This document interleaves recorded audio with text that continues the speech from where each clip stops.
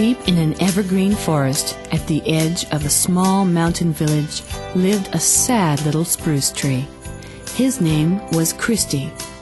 Christie wanted so much to be a beautiful Christmas tree, with flashing lights and a bright star shining from his treetop.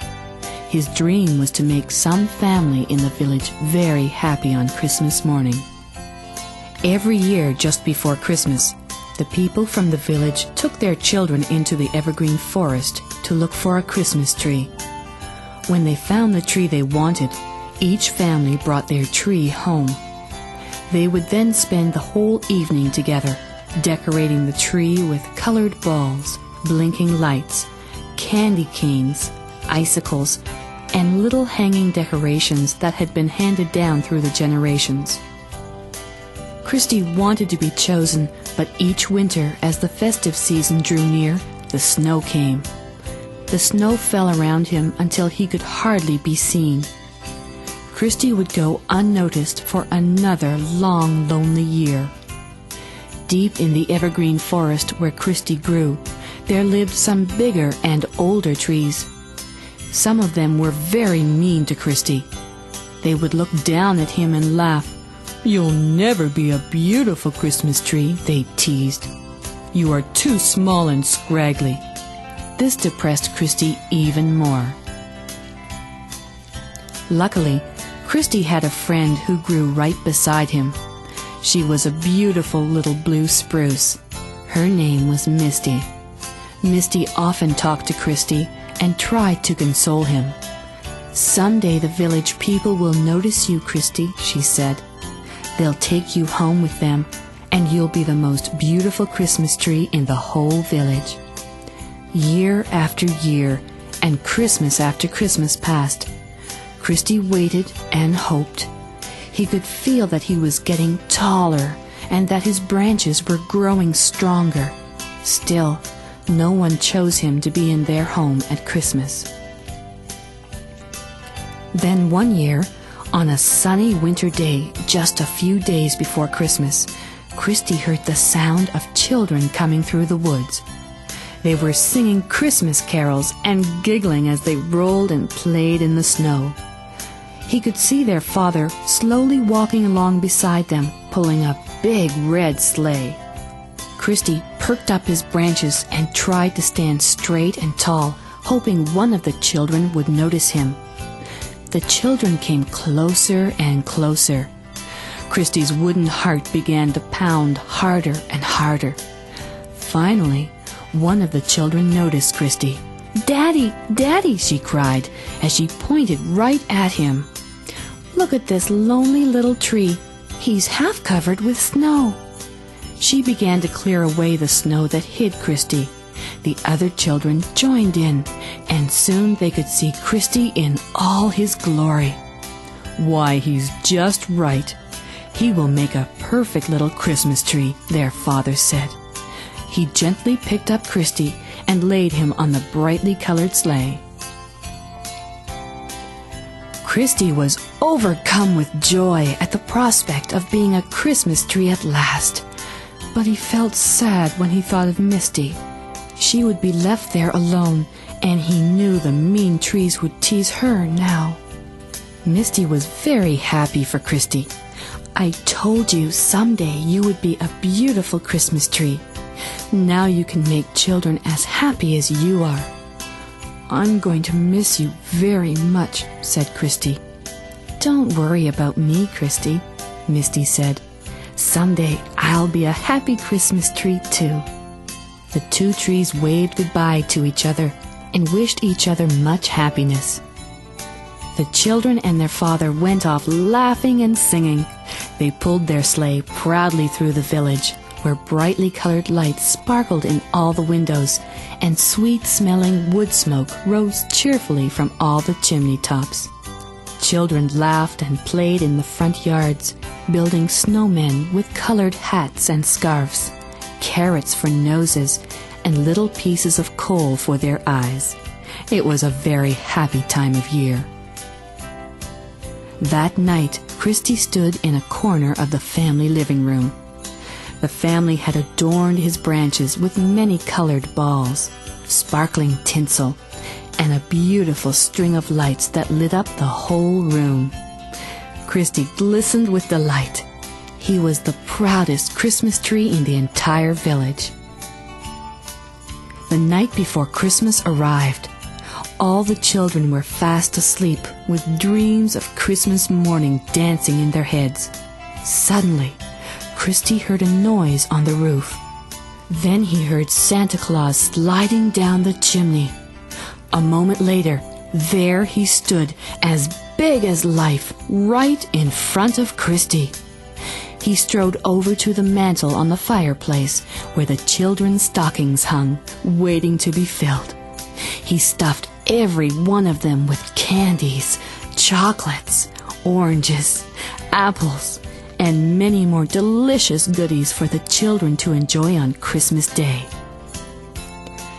Then Santa pulled armfuls of toys and gifts from his big sack and placed them around Christie.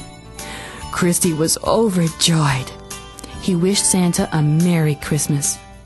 The jolly old man gave Christie a knowing wink and said, "A Merry Christmas to you too, Christie. And don't you worry about Misty out in the forest. I know she's your friend and you miss her very much, but soon you'll be back together again." Santa Claus laughed, "Ho, ho, ho," and off he went, back up the chimney to his faithful reindeer. Away they flew into the dark night to deliver more toys and gifts to all the other sleeping children in the village. The next morning, Christie watched while the bright-eyed, breathless children opened their gifts and played with their toys. Their smiling faces showed how thrilled and delighted they were. The children joined hands and danced and played around Christie all day.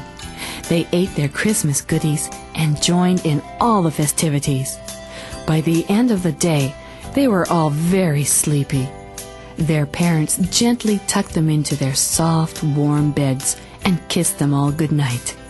Then the parents too went to bed, and the whole family slept soundly. The house was now in darkness, except for the blinking lights that sparkled from Christie's branches.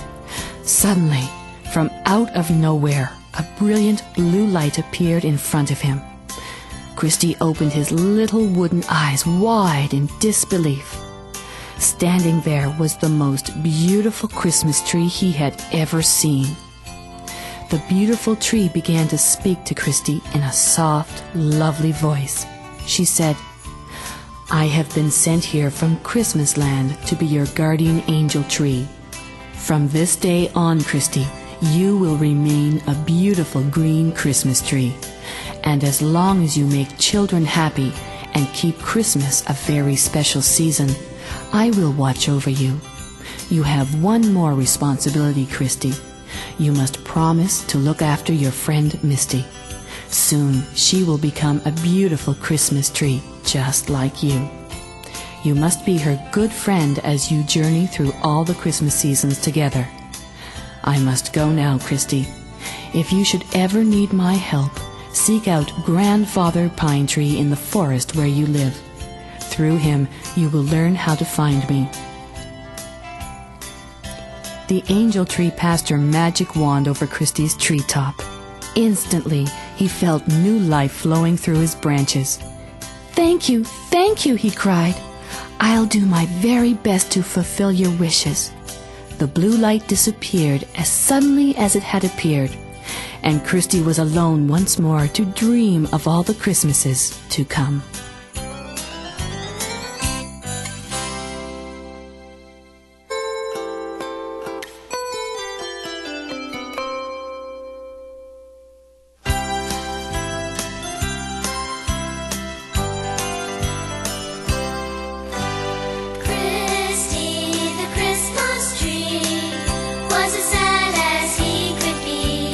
Christie thought that no one cared, and no one knew that